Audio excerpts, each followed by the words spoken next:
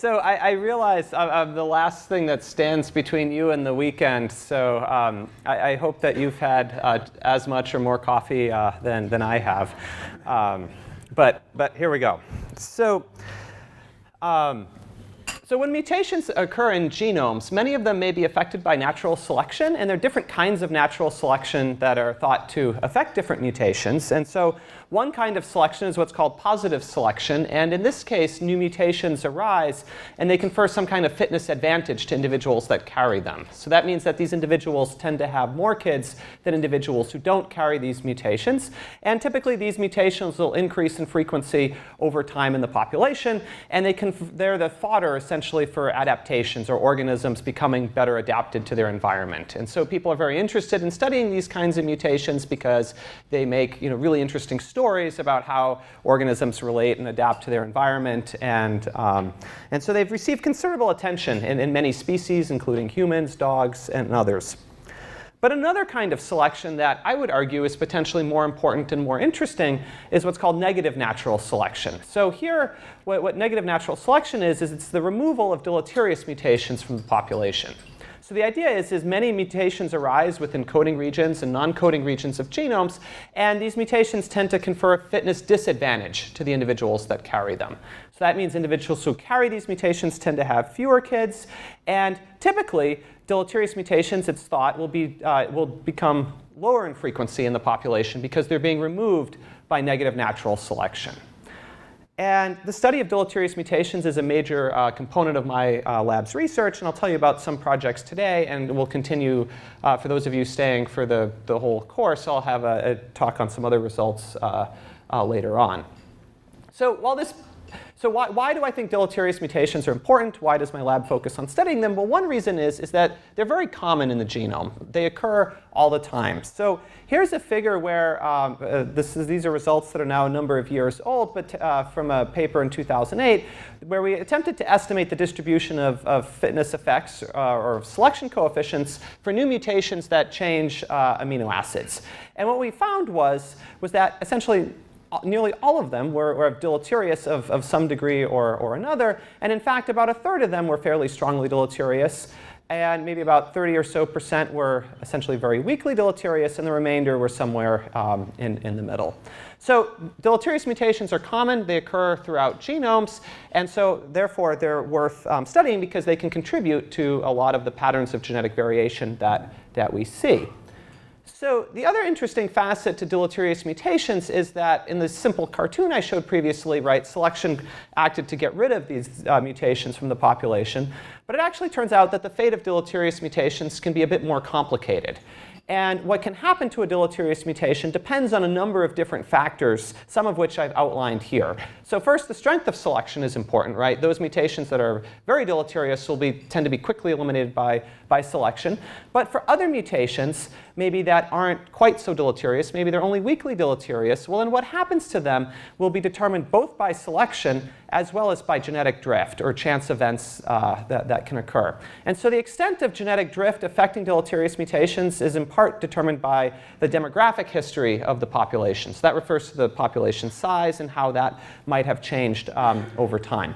So just as an example of how deleterious mutations may not be eliminated by selection immediately is shown in this sort of simulation up here, where these different colored lines just represent different trajectories of how deleterious mutations change in frequency over time. And you can see that many of them stay at really low frequency and they're kept there by selection, but some can drift up to appreciable frequency and actually kick around in the population for quite some time. The idea that both genetic drift and selection are important at determining what happens to deleterious mutations is actually not a new idea. It was pioneered in the 60s and 70s by Kimura and Oda when they formulated the nearly neutral theory. And they developed some elegant theory that looked at the fixation probability. So that means the probability that a mutation will go on and reach frequency 100% in the population. They looked at the fixation probability of different deleterious mutations as a function of population size. And so this graph here, just is summarizing the results of that theory. This is scaling the fixation probability of the deleterious allele relative to the fixation probability of a neutral allele here. So this means essentially the same fixation probability as a neutral allele. And what we can see is both of these are deleterious deleterious alleles for different strengths of selection. So here we have S of 10 to the minus 4, 10 to the minus 3. And what you can see is we have population size on the x-axis, that there in fact is some non-negligible chance that these deleterious mutations can actually just drift up and reach frequency 100% in the population. And this effect becomes more pronounced with smaller populations. Whereas in larger populations, then drift is less of a force at affecting the fate of the mutation, and selection can then act to remove them. So what I'm going to tell you about in my talk here today are two empirical studies that my group conducted over the last few years here at UCLA. So these are two different systems where we studied the behavior of deleterious mutations. So one involves looking at domestic dogs and looking at how the domestication process has affected deleterious variants. And second, looking at the California Channel Island fox populations and how their unique demographic history of really small population sizes for fairly long times that I'll tell you about in a few minutes, how that demographic history has affected deleterious mutations. So first, let's start talking with the dogs and wolves. And so you might say, well, why is this canid system a good model for deleterious mutations? Well, what you can see here is this is the gray wolf over here. And so for this handsome creature to share a recent common ancestor with something as hideous as these dogs here obviously would require some deleterious mutations. So dogs are a good model for deleterious mutations. But no, more seriously, why are dogs a good model for studying deleterious mutations? Well, I think dogs have a unique demographic history, sort of summarized, at least in part, by this cartoon here. So both genetic and archaeological evidence suggests that dogs were domesticated, some number of thousands of years ago, and that domestication process involved one or more population bottlenecks. These are time periods of really small population size. And then there's some dogs, so essentially these wild village dogs that you might find out on the street that live in conjunction with humans that have been domesticated, but they're essentially not sort of what you'd think of as your purebred dogs. And so these dogs are thought to have a larger population because they would have undergone one bottleneck, but haven't undergone the breed formation process.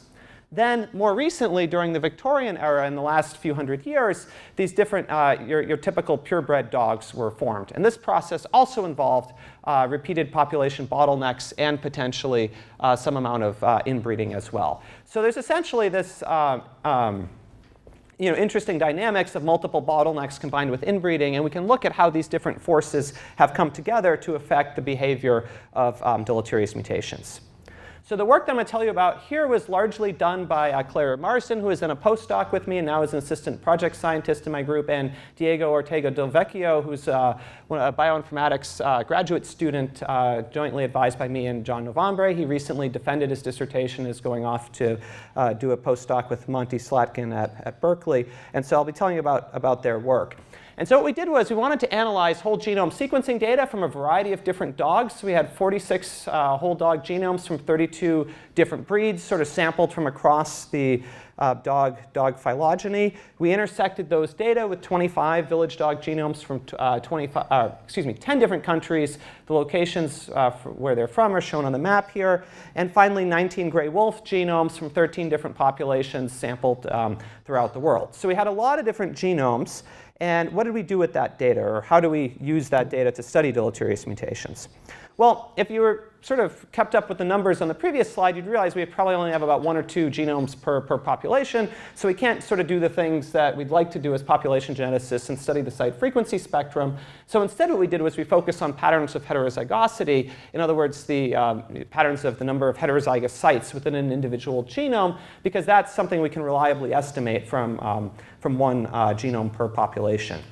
And our data further could be broken down into 2 different categories. We had some genomes that were of fairly low coverage, which here I'm just arbitrarily saying was greater than 4x, as well as some higher coverage genomes that were 15x. And so we wanted to analyze these data sets separately because low coverage data, it's well known that it can be challenging to or nearly impossible to reliably call genotypes without other sorts of external information that maybe we'd have for humans, but is a bit lacking for some of these other species like dogs. So for the low coverage data, we instead adapted an approach that I'll walk you through in the next few slides, but an approach similar to one that Michael Lynch had developed for essentially estimating the heterozygosity and error rates directly from the read data. And to do this, we subset or select a set of 4 reads per site. The idea was we wanted to have enough coverage to be able to say something, but also not to exclude the bulk of our data. So that was sort of a good trade-off. And then what we could do is for each genome, we wanted to estimate heterozygosity at different functional categories. So putatively neutral sites far from genes and regions that weren't conserved across species. So this is just to get a baseline amount of how much genetic diversity we think there is, and to get a sense of the population size, as well as zero-fold sites. These are amino acid changing sites within proteins. These are thought to be, at least in some part, under the effects of negative selection, where you could have deleterious mutations, as well as 4-fold sites. These are sites in codons that or in exons that where the mutations don't change the amino acid, and these are thought, at least to a first approximation, to be neutral. So here's how the approach that we developed works. It's fairly straightforward, but I'll walk you through it here. The idea is, so here's a pile up of different reads, and so this would be the data for one particular site. I'm going to walk you through how it works for one site, but obviously keep in mind we're applying this to a larger category of sites. So we'll let xi be the number of reads at this particular site I that carry the non-reference allele. So let's say here the reference is the T, and so you see there's 1 out of 4 have the C allele, so xi would equal 1 for this particular site. That's our observed data from the reads. But the data were generated, underneath that observed data, there's some unobserved actual genotype. And we're going to let that be referred to by this GI. And so that's the number of non-reference alleles in the true genotype, right? We don't know what GI actually is for the data, but simply can be 0, 1, or 2, depending on what the true genotype is. So then what we can say is, well, if GI is 0, we can then write down the probability of the read count given essentially the model or given the true genotype. That's essentially a likelihood. And we can write that then as a function here of this epsilon term, which is the per read per site sequencing error rate. And so, for example, if the true genotype has 0 non-reference alleles, then we would see 0 non-reference alleles in our data if none of the 4 reads contained a sequencing error. And so that would happen with probability 1 minus epsilon to the 4th. And similarly, if all 4 of them carried the non-reference allele, you need an error in all 4 reads. And so then that's just simply the error rate to the 4th. And then we can look at heterozygous genotypes, right? And we could say, OK, if the true genotype is heterozygous, what would the probabilities of the different read count configurations be? And that would follow this. This is essentially binomial sampling going on here. And so the idea is there's a chance, because we only have 4 reads, that we may not necessarily see both alleles represented in the data. And in fact, that happens with 0.5 to the 4th. And so the idea is we could put this together in a likelihood function so pi here, right, that's the heterozygosity, or that's what population geneticists use to denote heterozygosity, and epsilon is the error rate. And so we can then have the probability of the read counts given the underlying true genotypes times, so this is the 2 genotypes that are not heterozygous, plus the probability of the heterozygous genotype given that the individual is heterozygous. That's for one site, right? But we want to actually look at a total of n different sites within that particular functional category. And so here would be the log likelihood function, where we have n different sites for this particular category. And then we can essentially optimize for the heterozygosity and the error rate and get an estimate of those 2 parameters. So that's for the low coverage data. For the high coverage data, we just use GATK, sort of standard stuff. What you can see here is that so what we did here was we compared the estimates of heterozygosity from the high coverage genomes using GATK, shown on the y-axis, and then we downsampled those genomes and pretended they were low coverage and applied the approach I just spoke to you about, which, by the way, we called it foresight, the approach we developed to estimate heterozygosity from the reads. And you can see that the estimates agree reasonably well here, suggesting that we actually can estimate heterozygosity from the low coverage data. And the estimates compare well to what we see from heterozygosity, or excuse me, from GATK. What size windows are these? So this was the whole non-coding part of the 0-fold site, or 4-fold sites. So that would be a few megabases. But each point is 1 genome. That's the other important point, right? So we had, I believe 15 or or excuse me, 25 dog genomes and 10 wolf genomes. Okay, so using these data, how would we use these data to then say something about what could be going on with deleterious mutations? Well, the nearly neutral theory makes some predictions about what we might expect to see. So I'll walk you through how that works, and I'll show you a series of plots that have this particular form. So on the x-axis, we have neutral heterozygosity, right? That's sort of the easy one. That's thought to be proportional to the population size, right? Larger populations ought to have more genetic diversity.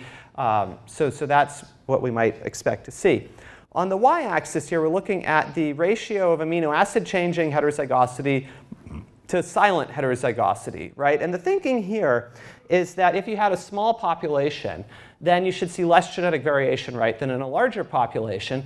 But in the small population, genetic drift might allow some deleterious mutations to increase in frequency, meaning that selection might be less effective, or they might tend to persist in the population more than in a larger population. And so what that will do is it'll tend to inflate this ratio of amino acid changing heterozygosity to neutral heterozygosity. And so the nearly neutral theory would predict essentially a negative correlation between these two quantities in the data. And so when we actually look in the data, this is what we find here, where so this is just the dogs. If we look at each point here as a particular genome. And if we compare that, so by themselves, that's not really all that interesting. But if we compare then to the wolf genomes, we see two interesting patterns. So first, if looking at neutral heterozygosity, you see that dogs have a reduced neutral heterozygosity relative to wolves. That's not surprising. That's consistent with what has been seen in a number of other data sets and likely reflects this bottlenecked population history. But the more interesting part is that this ratio of amino acid changing to silent heterozygosity is actually higher in the breed dogs than what we see in the wolves. And so what that means is that given that the dogs have less genetic variation than do wolves, a disproportionate amount of that comes from the amino acid changing variants, many of which are thought to be deleterious. Now, if you're sort of paying careful attention to this, you might notice there are a few of these wolf points here that sort of fall within the dogs, and they're actually particularly interesting. So these two here are Tibetan wolves known to be from a isolated population that's been sort of by itself for a long period of time. And this one here is actually even more interesting. This is the Isle Royale wolf, which is this essentially wolf population in around the Great Lakes that's extremely small, and it's down to just a small, maybe one or two individuals left. It's nearly going extinct, and we actually now in a separate project in collaboration with Bob Wayne and Rolf Peterson are actually sequencing the remaining wolves that are there, as well as ancient samples that had various Mendelian and other sorts of abnormalities to sort of study this population in some more detail. But suffice to say, they certainly look different than the other wolves. So what about the village dogs? Well, they have undergone the domestication bottleneck, but not the breed formation bottlenecks. So you might expect them to be somewhat intermediate. And indeed, that's what we find, that they fall essentially intermediate to the wolves and breed dogs. Note there's some extra spread here on the village dogs, and I think that illustrates some of the challenges of working with low coverage data, that it's a bit noisier than what we'd like. But consistent with the nearly neutral theory, we do see a negative correlation between these different quantities here. If you don't like low coverage data because it's noisy or it's just too complicated to analyze, if we use the subset of the data that has high coverage, we essentially see the same pattern, suggesting it's not an artifact of that. Yes? So is the x-axis here heterozygosity in non-coding regions? Yes. Non-coding regions, far from genes, not conserved. And the dog genome is sufficiently well annotated that you're sure you know where the non-coding regions are? The dog genome is actually better annotated than most other non-human genomes, so it's I'd say, yeah, it's reasonable. So what does silent mean? Sorry. So silent, those are mutations in the exons, but they don't lead to a change in the encoded amino acid. So like third codon positions, for example, or synonymous changes. That's a synonymous term for it. OK, so the next thing we wanted to do is see whether, so we have these patterns that we see in the data. Can population history and purifying or negative selection explain these patterns? And so to look at this, we used forward simulations under the Wright-Fisher model. And Sriram gave an excellent introduction to this topic this morning. And so I'll just tell you about sort of the flavor and some of the specifics of what we did here. But the basic idea is we had different demographic models of dog-wolf population history that had been fit to data previously. And they all looked something like this, where the breed dogs had a ancient domestication bottleneck, more recent breed formation bottleneck. Village dogs had just the domestication bottlenecks, and wolves had a more subtle ancient bottleneck, but were larger sort of more recently. We used several different distributions of selective effects. So what that means is distributions of how deleterious amino acid changing mutations are. I'll say a few more words about those in a couple minutes.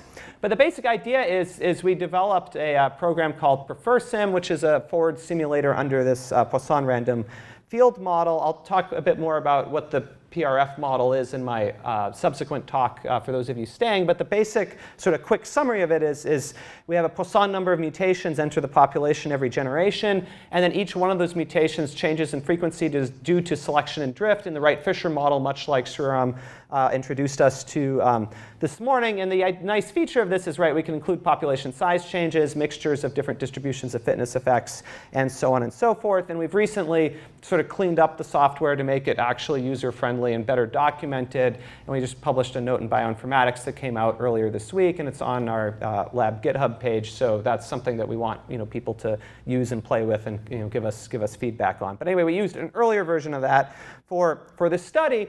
And so what we found was the following. So just to orient you here, the big picture message, these different rows are just different demographic models that people had fit to the data. The different columns denote different distributions of selection coefficients for deleterious mutations.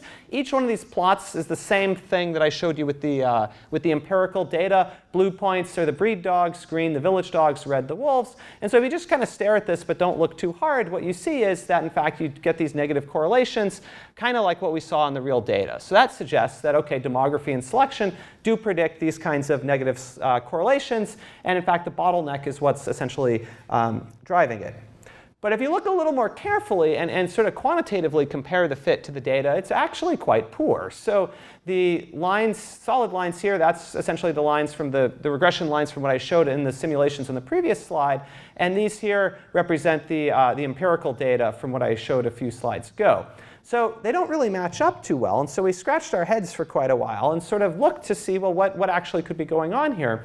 And it turns out, that one thing that could be going on is the distribution of selective effects that people had previously inferred for humans, essentially summarized in this table here. So this just indicates the proportion of new mutations that have that 1% or greater effect on fitness. And these would be strongly deleterious. These would be essentially nearly neutral. That this distribution here really does not fit the dog data very well at all. And in fact, the distributions that have substantially fewer strongly deleterious mutations actually fit better. Now, other work in my group is aimed at looking at the distribution of fitness effects and revisiting this in humans. And I'll talk about that the week after next. And one sort of punchline is we actually think that this estimate here is a bit of an overestimate, even for humans, never mind for dogs and wolves. But further work is ongoing on this question in my group of trying to actually better estimate the distribution of fitness effects. But suffice to say, there are distributions that can fit the pattern that we see empirically, but it's not the same distribution that people currently think is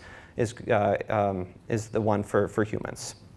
And just further evidence that do distributions of fitness effects differ between species? The punchline here is yes, but I'll save all the details for you for later. But that's another topic in our group, looking at the DFE across different species. And so I think they do differ across species, and that work's ongoing.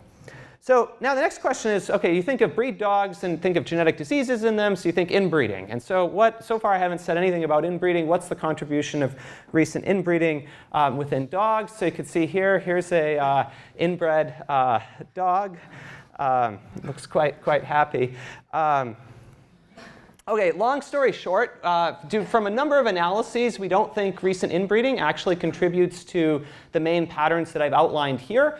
I'm just showing you one of 3 different analyses. Happy to chat about the others later using simulations and other ways of estimating heterozygosity. But one thing that we did was we removed essentially all the data in long runs of homozygosity, which typically we'd think would be the result of recent inbreeding, and the negative correlations that I've showed you persist essentially. So we don't think that recent inbreeding is what's mainly driving this pattern here. So in summary, for this part of my talk, dogs have a higher ratio of of non-synonymous to synonymous heterozygosity compared to wolves. In other words, dogs have a disproportionate amount of amino acid changing variation compared to wolves. We think this is mainly driven by population bottlenecks associated with domestication rather than recent inbreeding. And what it suggests that when you're thinking about weakly deleterious alleles, the long-term changes in population size may make a bigger contribution to determining that level rather than recent patterns, recent demography, or recent inbreeding on these patterns. Obviously, if you're thinking about strongly deleterious mutations or strongly deleterious recessive mutations, those dynamics may be very different than what we're talking about here. But the important point is when you're looking at deleterious variation in an average individual's genome, most of that's actually going to be comprised of weakly deleterious mutations and not strongly deleterious mutations, because those get selected out more quickly and don't reach appreciable frequency in the population. Now, so far, everything I've told you about is looking at relative measures of variation, right? So we're looking at ratios of amino acid changing to neutral variation. We haven't said anything about absolute numbers of deleterious variants or talked about how these could result in a reduction in fitness. And so we looked at something else called genetic load. And this is a sort of misunderstood concept in population genetics, but there actually is a fairly precise definition of genetic load. And it's sort of given up here on the slide. But the basic idea is you have a population and there's some reduction in fitness due to deleterious mutations. And so how can we quantify that? Well, this is essentially the quantitative definition here, where W max is the maximum fitness the population can take on. And so because typically we're thinking of relative fitnesses, right, it's assumed that the maximum fitness would be 1.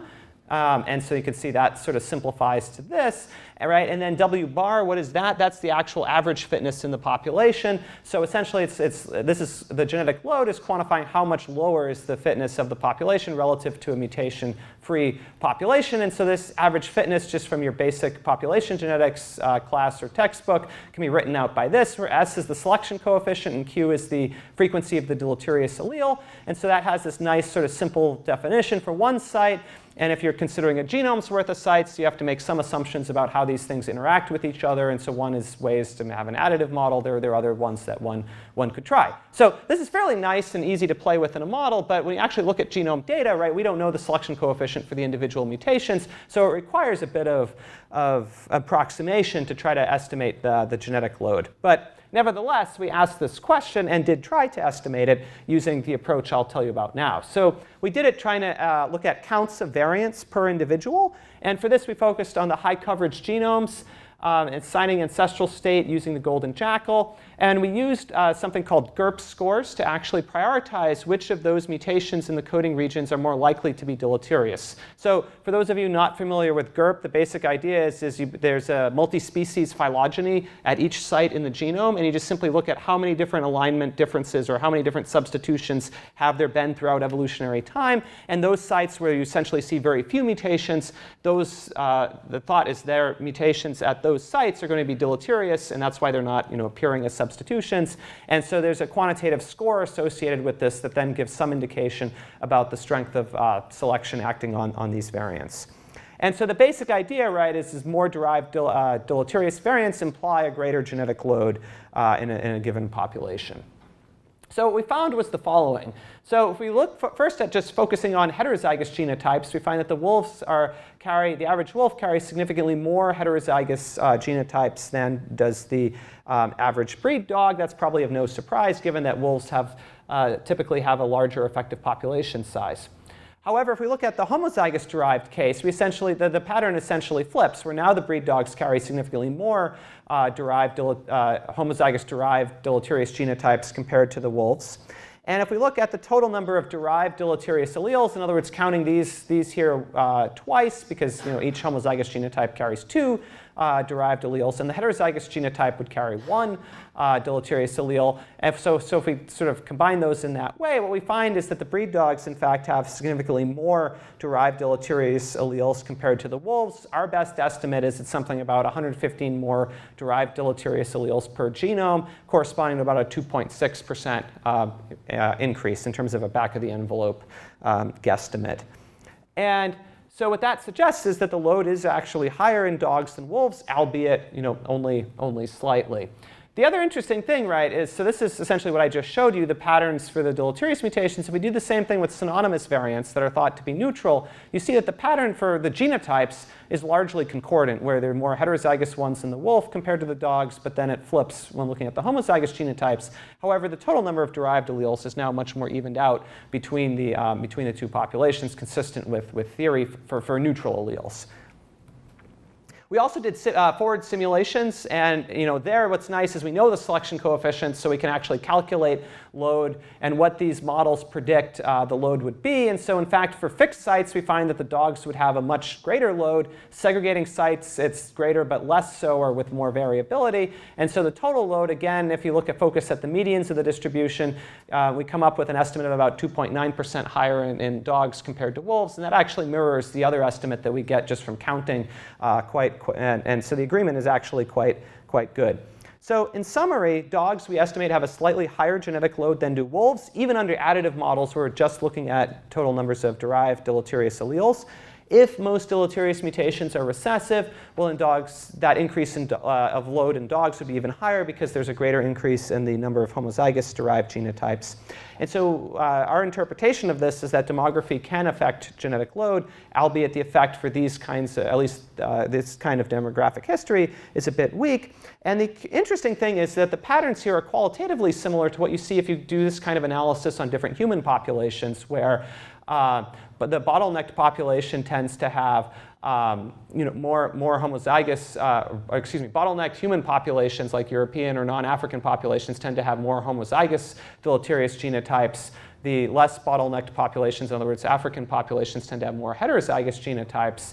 And the sort of number of derived deleterious alleles, that sort of is, if anything, there's just a slight increase in the bottlenecked population. And so qualitatively, we see a similar pattern actually with the dogs, and sort of suggests that, at least for recent demographic history, it tends to have a similar effect on load across different species.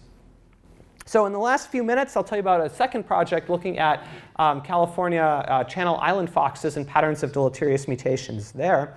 So why am I telling you about California Channel Island foxes? Well, they're actually, and what are they? Well, they're these, this is what they look like here. They're these little foxes that live on these small islands off the coast. So we are over here in Los Angeles. And so there are these islands off the coast of California here. And among other things, these foxes live there. And they're of particularly interest for a number of reasons. But ecologists noted they have really small population sizes. I mean, right, these islands aren't that big, but even still, they're just a small number of foxes.